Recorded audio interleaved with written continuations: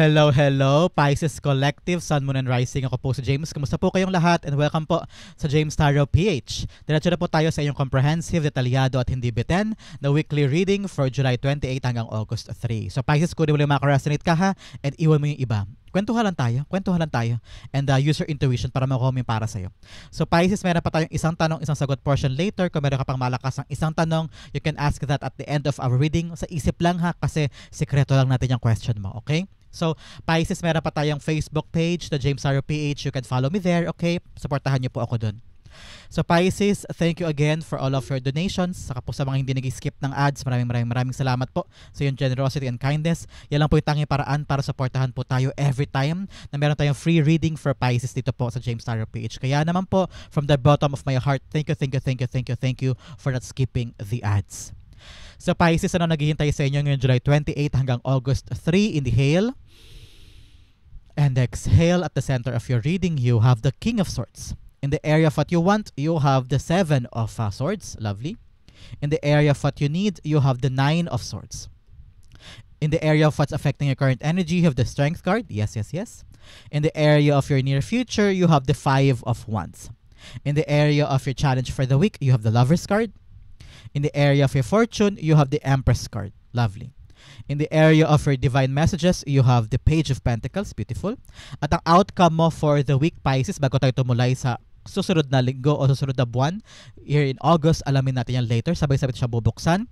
So, Pisces, bago natin basahin in a very comprehensive way ang mga cards mo for the week, alamin mo natin kung ano lingering energy in your background. You have, wow, Two of Pentacles. Ngayon, nakita ko rito, work hard, play hard, Pisces. Sabi ng spirits mo, matuto ka naman mag-enjoy sa mga ginagawa mo. Hindi puro trabaho, hindi puro seryoso. Okay? Maglaan ka doon ng oras para magsaya. Hindi naman kailangan gumastos kung wala kang panggastos. Maraming paraan para magsaya na yung tama lang, yung para sa sarili mo. What makes you happy, what makes you relaxed. Okay? Nakita ko kasi dito na for the past few weeks, for the past few months, marami kang dala-dala, no? Marami kang inaasikaso, marami kang binubusisi, marami kang responsibilidad. Kaya, mahalaga para sa iyo, Pisces, na kahit minsan man lang huminto ka para mag-relax, mag-enjoy, magbakasyon, o kaya magkaroon ng time for yourself. Okay? Sabi ng spirits mo, importante yun para makapag-recharge ka, para lumakas pa ulit ang energy mo kinabukasan, para hindi ka maupos, hindi ka ma-burn out. Sabi ng spirits mo, huwag ka rin daw mag-overextend, Pisces. Yung para bagang meron ka na ginagawa, tapos, sige po, ako nagagawa niyan. Sige po, gagawin ko po yan. Sige po, hindi ko po hihindian yung gagawin ko. Huwag ka mag-overextend, lalo na kung punong-puno na yung mga kamay mo. Kung marami ka ng responsibilidad at gagawin sa kada araw, huwag ka nang tumanggap pa ng sobra-sobra. I know napakasipag mo siguro o kaya talagang responsable kang tao, pero intindihin mo rin na hindi lahat kaya mo at once, okay? Lalo't higit kapag pagod na pagod ka na o wala ka ng pahinga. Kailangan mo daw pagtuunan ng pansin ang katawan mo. At para hindi ka rin unfair sa iba pang responsibilidad. Baka kasi tanggap ka ng tanggap, tapos yung ibang responsibilidad mo, hindi mo na nafofokusan. Paano naman yun, di ba? So ngayon, sabi ng spirits mo, say no kung halimbawang hindi mo na kayang gawin, and i-keep mo lang yung mga kaya mo ngayon. Panghawakan mo lang yung kaya, at saka ibalik mo na yung balance sa buhay mo this week. Work hard, sige, magseryoso ka sa trabaho, magdoble kayod ka, okay, pero pag mag-play hard ka rin, magkaroon ka rin ng time to relaxation, have fun, bonding time with the family, or time for yourself. Self-love, self-care, importante din daw yan this week, okay? Huwag mag-overextend. Huwag mangako agad-agad nang hindi mo na iniisip kung kaya ko pa ba o may time pa ba ako. Okay? So bago tayong basahin in a full spread ang mga cards mo, bigyan muna kita ng safe travel cards para safe mo ma-travel ang buong linggong ito. Okay? Unang-una, you have miracles, expect the wonders emerge. Okay, ngayon siguro na may problema ka, marami kang anxiety, marami kang problema at marami kang ginagawa on your own. Sabi ng spirits mo, manalig ka lang. Maniwala ka na everything will go smoothly. Everything will be fine. Everything will be okay.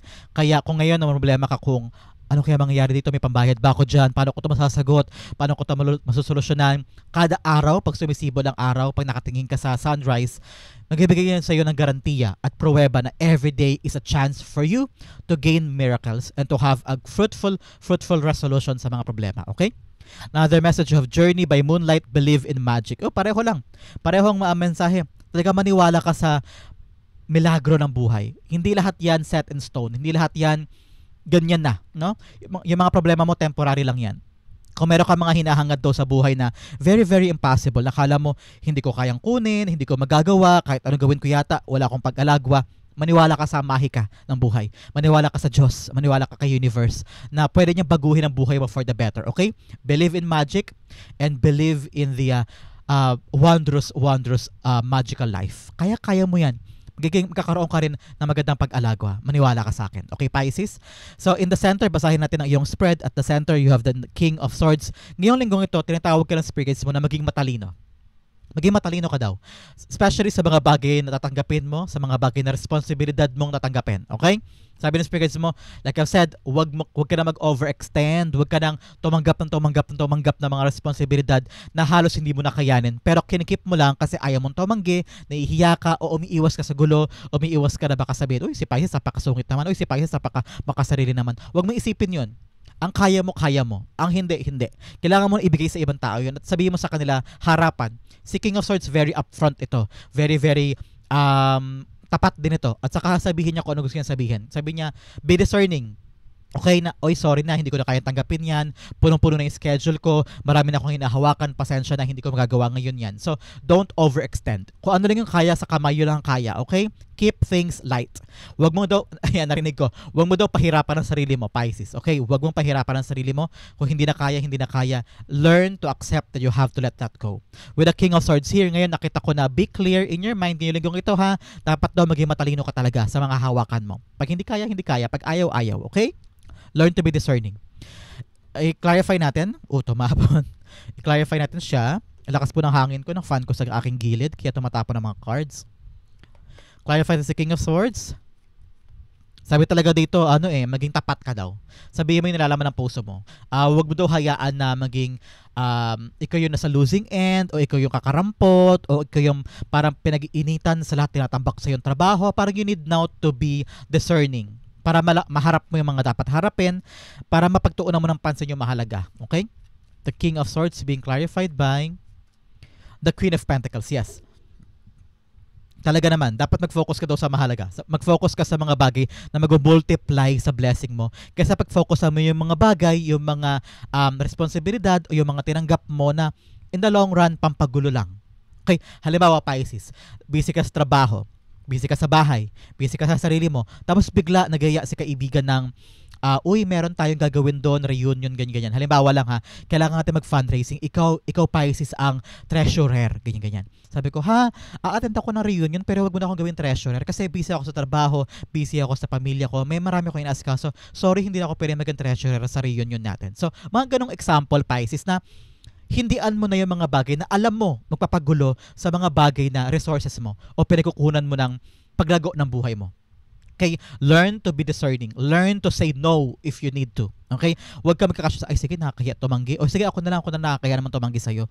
Pero kung hindi mo kaya, bakit mo gagawin? Diba?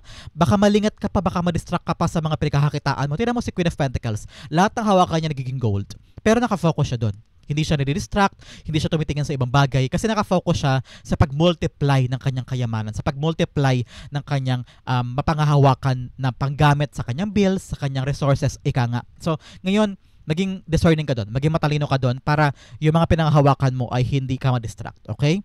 Example lang kanina yung sa reunion and pagiging treasurer. Parang gano'ng example, parang huwag ka na tumanggap na additional responsibility na pwede mo namang hindian para makapag-focus ka lang sa kung anong kaya mong hawakan, okay? In the area of what you want, you have the Seven of Swords. Yes, ito, may mga strategy ka na gusto mong gawin this time. May mga bagay ka na parang sabi mo, ako na nga gagawa niyan, ako na mag-aasikaso niyan kasi hindi naman kayo maasahan. Feeling ko pag kayo humawak, madedelay lang o magugulo lang o maraming aberya. Kaya sabi mo, ako nakikilos, wala akong tiwala sa inyo. Parang ganyan. So ngayon, binabalanse ang buhay mo. Parang ano ba, dami ko kailangan gawin all at once. Dami ko hawakan, dami ko kailangan asikasuhin, dami ko kailangan pag-focusan. Yan ay dahil kasi wala kang tiwala sa iba. Okay? Wala kang tiwala sa performance nila. Parang feeling mo kapag sila ang gumawa, ayan, ako, daming aberya. Mga problema ka lalo. Kaya ngayon, sinasarili mo. Ginagawa mo mag-isa kahit gano'ng kahirap, kahit gano'ng kabigat, ginagawa mo mag-isa. So, ito ang problema sa atin ngayon, Pisces, no?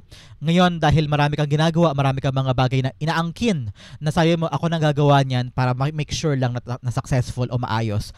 Sabi ni Spirit Guides, kaya mo pa ba? Rightful question yan para sa iyo, Pisces. Kaya mo bang panghawakan lahat ng yan, lahat ng tasks na yan, lahat ng assignment na yan, lahat ng project na yan? Kaya mo bang gawin yan mag-isa? Ikaw ba ang punong abala? Kung meron, maghanap ka ng mga tao mapagkakatiwalaan mo para gumaan-gaan. Kasi sabi talaga sa spirit guides mo, ang panghawakan mo this week is balance. Kailangan mo balansehin. Ito ba kaya ko na iasa sa kanila? Kaya ko na ba itong bitawan? Kaya ko na ba itong ipagkatiwala dito? Para meron naman ako mapag-focusan on my own na hindi ako ngarag na ngarag at hindi ako aligagang aligaga. Make sure na balance ang lahat para hindi ka rin maupos at hindi ka rin clouded. Kasi pag aligagang aligaga ka at marami kang ginagawa, naku, sinasabi ko sa iyo, yung isip mo, magugulo yan. At mahihirapan ka mag-decide on the long run. Kasi sobrang dami yung sa kamay mo. Okay? The Seven of Swords being clarified by the King of Cups. Ngayon, sabi ng spirits mo, gawin mong panatag ang puso mo. Panatag, payapa, relaxed. Maging emotionally matured ka daw this time. Na kung ano man ang mga aberya sa paligid, hinga, relax, okay? Because Seven of Swords, sabi ko talaga sa'yo, magiging busy ka. Kasi ang ayaw mo iasa sa iba. Ayaw mong hayaan na yung iba ang gagawa. Gusto mo hands-on ka doon. And in that process, somehow, magkakaroon ka ng mga pagka-irita, pagka wala ng pasensya. Kasi nga, you want to make things good and to want to make things somehow perfect the way you envision it. Sa ganung paraan, sabi, ako na nga yan kasi pag ikaw gumagawa, feeling mo tapos eh. Pag ikaw gumagawa, feeling mo, magiging okay ang lahat eh. To the point na yung balance ng buhay mo na apektuhan na. So, with the King of Cups here, sinasabi ng spirit guides mo, kailangan i-balancehin mo pa rin. Lalo-lalo na yung emotion mo ngayong linggong Pisces, okay?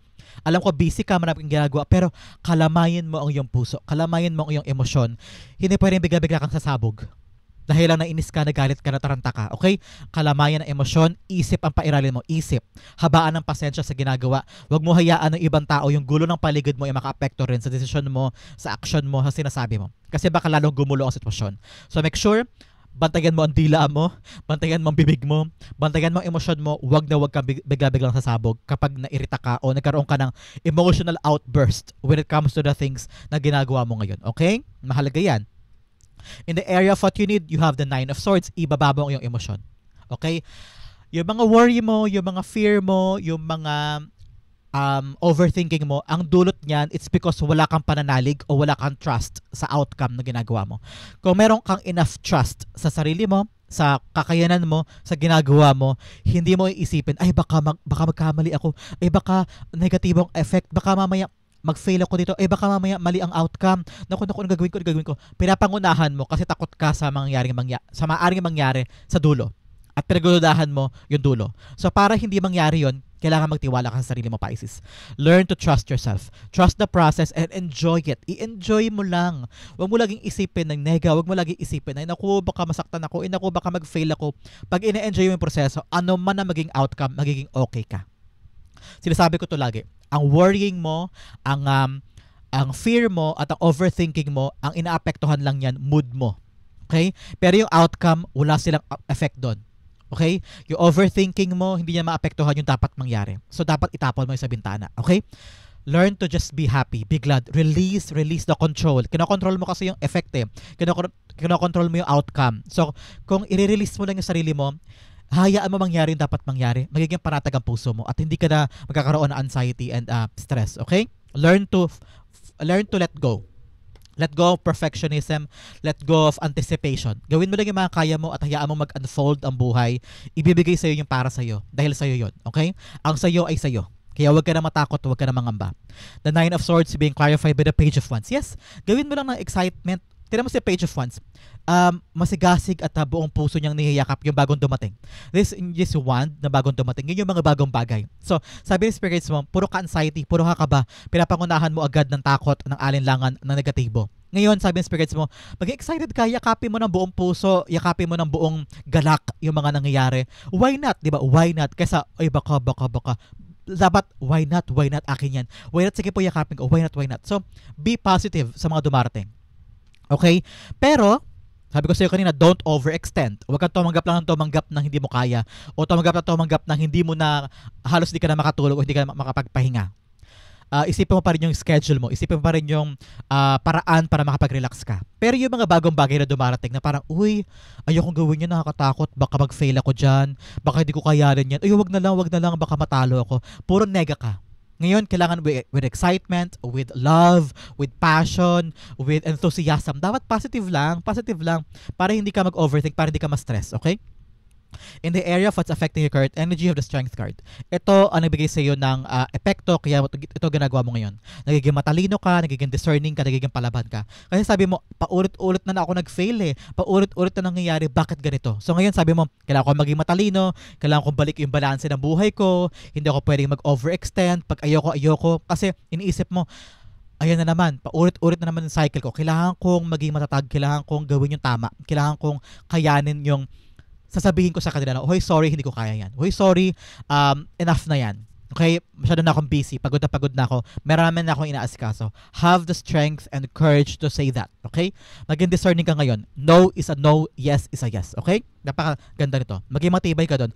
And don't give in. Don't give in. Halimbawa, si boss may si co-worker yung pinapagawa. Uy, Pais, ko na sa malon yan. Kaya mo na yan. Sabi mo, ikaw, sabihin mo, sorry, hindi ko kaya kasi marami na akong inaasikaso. Kaya mo na yan. Ipasa mo pabalik sa kanya.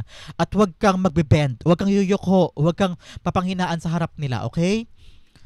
At saka sabi mo, trabaho mo naman yan, ba't ako gumagawa niyan? Parang ganyan. So, learn to say no. Pisces, learn to say no. Huwag ka mag-give in porque nahihiya ka o porque feeling mo baka isipin nila nakakabastos ka na. Pero kung hindi mo talaga kaya be truthful to yourself. Panghawakan mo lang yung kaya ngayon. Maging matapang ka sa part na yun, okay? The strength card is being clarified by the Ace of Cups, yes. Panghawakan mo ngayon ang puso mo. Kung saan ka masaya, saan ka maligaya, kung ano yung parang feeling mo, gusto mo. Pero pag ayaw-ayaw, huwag mong pilitin ang sarili mo sa mga bagay na napipilitan ka lang. Okay? Cultivate your heart. I-prioritize mo yung puso mo, i-prioritize mo kung saan ka masaya, at maging matibay ka sa pag hindi o pagsabi ng no sa mga bagay na ayaw mo. I-keep mo ang balanse. Kung saan ka masaya, saan ka mag-enjoy. Okay? Use that this time. Panghawakan mo yan, Pisces, ha? Huwag kang oo na oo lagi. Kailangan pag ayaw-ayaw, huwag ka mag-cautious sa mga ayaw mo. Para hindi ka lagi na anxiety, hindi ka lagi na problema. Ngayon, yakapin mo yung mga bagay na magbibigay sa iyo ng excitement. Magpupuno sa puso mo. Ang magbibigay sa iyo ng kakaibang rhythm at kakaibang paglago sa buhay. Okay? In the area of your near future, you have this 5 of Wands. Yes, dahil i-implement mo to mga bagay dito sa buhay mo, maraming tao sa paligid na parang magagalit sa'yo, o kaya pag-iisipan ka ng masama, o kaya talaga iba yung tingin sa'yo. Okay lang yun. Okay lang yun. Ito yung panahon na importante, balanse ang buhay ko. Wala akong pakialam sa inyo kung ano isipin nyo sa akin. Basta para sa akin, ito ang trabaho, ito pamilya ko, may time ako for myself, balanse ang buhay ko. Hindi ako ngarag, hindi ako stressful, hindi ako nag-worry, hindi ako nag-overthink. Payapa ako. Okay lang kung ano isipin nyo sa akin. Parang ganyan, Pisces. So, in the near future, nakita ko na hindi ka na maapektuhan ng sinasabi ng ibang tao. At iisipin mo na lang yung part mo. Iisipin mo lang yung ginagawa mo. Ito yung problema ko, ito yung solusyon, ito yung trabaho ko, ito yung gagawin ko. Dito lang akong focus. Kayo, bahala kayo. No?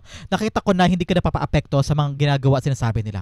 Maraming kompetisyon, maraming mga awi-awi here and there, conflict, pero ikaw taas noo ka. Nakita ko yan. Taas noo ka at ginagawa mo lang yung para sa'yo. Kasi parang kilala mo yung sarili mo. Ito ang gusto ko, ito gagawin ko. Ito ang ayaw ko, ito tataboy ko. Yang kayo, di kayo mahalaga sa akin, go push. Ganyan ka na. Pag gano'n ang mindset mo, Pisces, magwawagi ka sa buhay. Kasi nag-focus ka lang sa meron kayo. Parang unbothered ka ba sa mga ginagawa nila, sa sinasabi nila?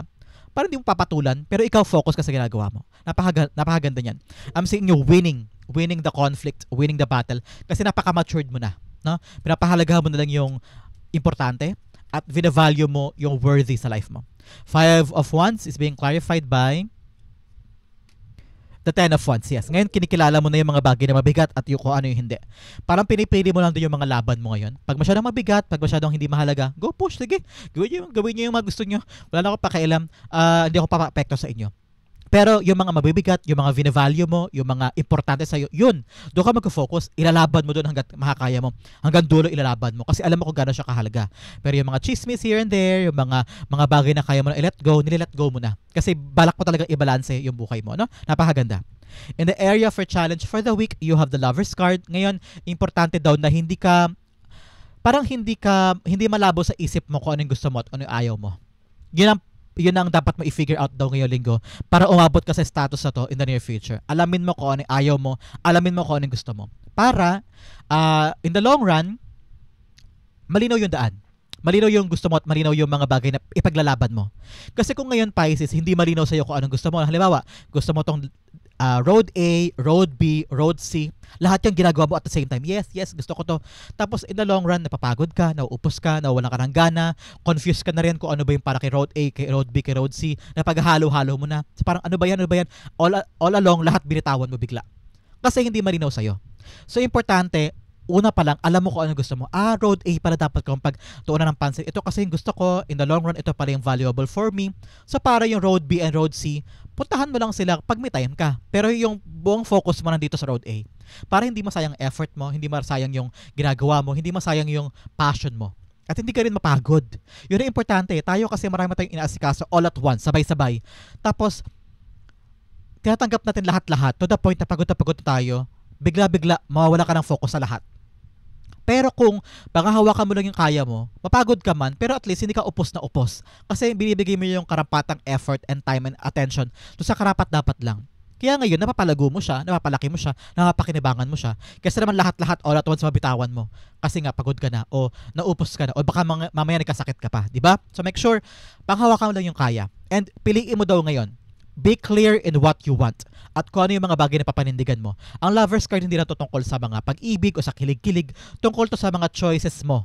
Choices na papanindigan mo. Kaya ngayon dapat malinaw yan sa puso mo at isip mo. Kung ano lang yung mga importante, ano lang yung dapat panindigan, at ano lang yung dapat i-prioritize para maging clear sa mind mo at hindi ka mahirapan. Okay? The Lover's card is being clarified by the Ace of Wands. Yes, ngayon maging matalino ka daw sa iyong choices. Maging confident ka sa iyong mga plano this time. Kung paano mo papanindigan, paano mo aabutin, paano mo yayakapin yung mga choices mo. Sabi ng spirits mo, yung mga lumang strategy mo hindi na gumagana. So, out with the old, in with the new. Bagong strategy, bagong paraan, bagong approach, yun daw dapat mo gawin para makip mo sa life mo yung mga importante. Okay? Yung mga lumang paraan, hindi na gumagana, hindi na umuubra. Halimbawa, nagbebenta ka ng lupa. Kung paano ka magbenta dati, hindi na siya uubra ngayon.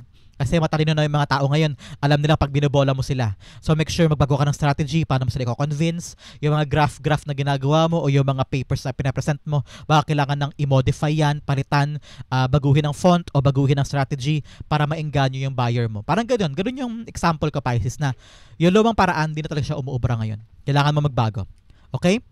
So the challenges mo, you have trust. Magtiwala ka lang sa sarili mo na kaya mo yung mga pagbabago na yan, kaya mo i-implement ito mga to sa buhay mo para maging magaan ang proseso. Okay? Another message, abundance. Marami daw abundance ang mangyayari kung i-implement mo itong mga pagbabago na to.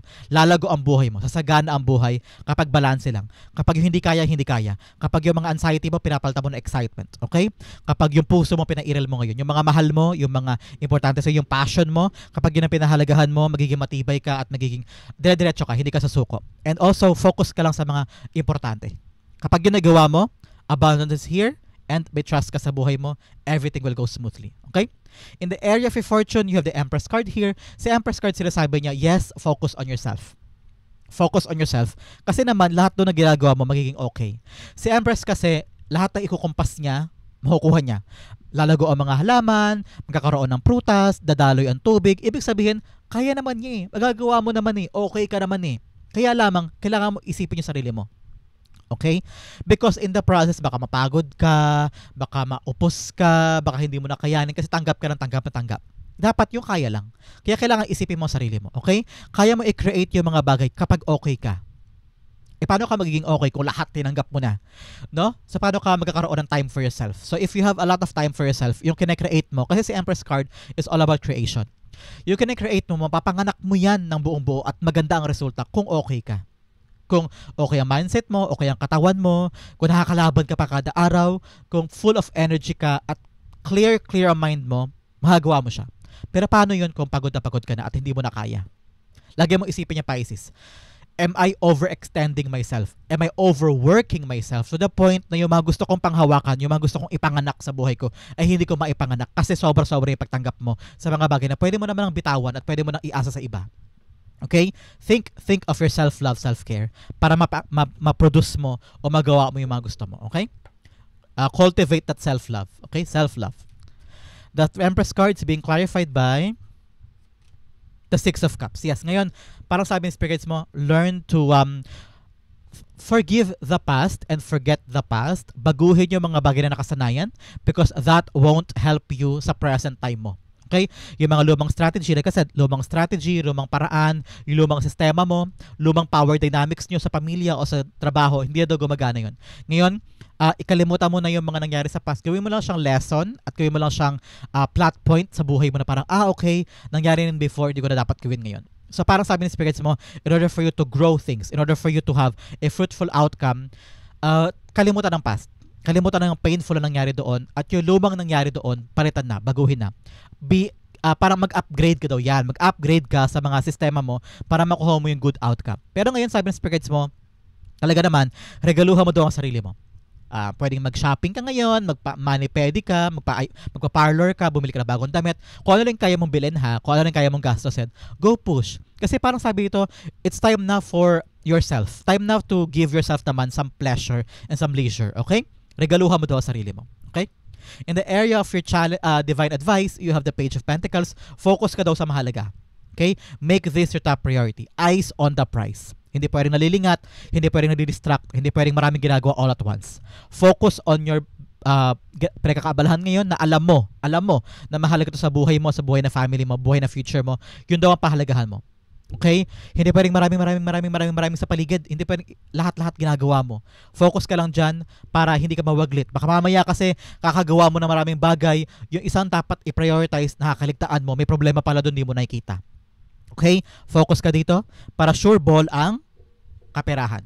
Okay? Yan nakita ko. Focus ka dyan para sure ball ang kaperahan mo. The Page of Pentacles being clarified by the Sun card. Yes, ngayon, importante talaga malaman mo ang katotohanan. With the Sun card here telling you, you need to know the truth. Mailawan ang isip mo, magkaroon ka ng enlightenment na, ito dapat i-prioritize mo, ito dapat ang pahalagahan mo more than other things. Halimbawa, ikaw yung uri ng tao na may hilig kang mag-coffee shop. Halimbawa lang ha. Tapos, yung pera mo nauubos na mahal-mahal ang mga kape ngayon, di ba, Pisces? Mahal-mahal ang mga kape. So, sabi mo, na-release mo, mahal-mahal nga ng mga kape, no? Sa loob ng isang buwan, nakakagastos ako ng 12K. Halimbawa, kakakape ko kada araw, kaka-order ko sa kape.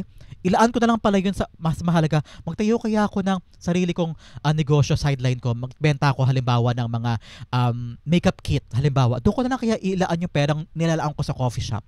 Why not, di ba? Yung mga ganong example, Pais. Example lang yun ha. Example lang. Yung mga katotohanan na dapat mong malaman, makakatulong yun sa'yo para mag-prioritize ka na mas mahalagang bagay. Doon mo daw ilaan yung mga bagay na mas mahalaga at hindi doon sa mga temporary happiness lang. So ngayon, magising ka sa katotohanan, magkaroon ka ng enlightenment sa isip, know the truth, para pahalagahan yung dapat mas mahalaga. Okay? Ang outcome mo, pag-usapan natin later, but first, bigyan mo na kita ng fortune cards. Una-una, you have ear, good news. May paparating daw sa iyo magandang balita. Kaya naman talaga kailangan mo magsaya. Be excited and accept mo yung mga bagong paparating. So, may good news paparating. Wind chimes, peace and harmony. Yes, kaparatagan ng buhay. Kailangan peace, quiet lang. Masaya ka lang, kaya kailangan talaga ng balanse. Okay? Now, the message you have, peacock, beware of great pride o yung mga pride, mga ego. Ibaba yan. Be matured enough. Okay? I-admit kung mali, i-admit kung nakasakit, i-admit kung ikaw talaga ang mali sa sitwasyon, maging humble enough. Okay? Now, the message you have, happiness. Meron ka lang kaligayahan na kukunin mo this week. Another message, you have success. Happiness, success, saan ka pa? Yung talaga dulot sa iyo ng good news at saka peace and harmony. Congratulations. And you have grasshopper. Situations in the balance that require careful handling. Yes, kailangan taga-balanse lang. Sitwasyon daw dapat nakabalanse lang para maayos yung panghawakan. Mag-ingat sa pride at ego ha. Maging humble lang porque meron kang happiness, success at good news na makukuha ngayon. Kailangan humble lang tayo, Pisces. Okay?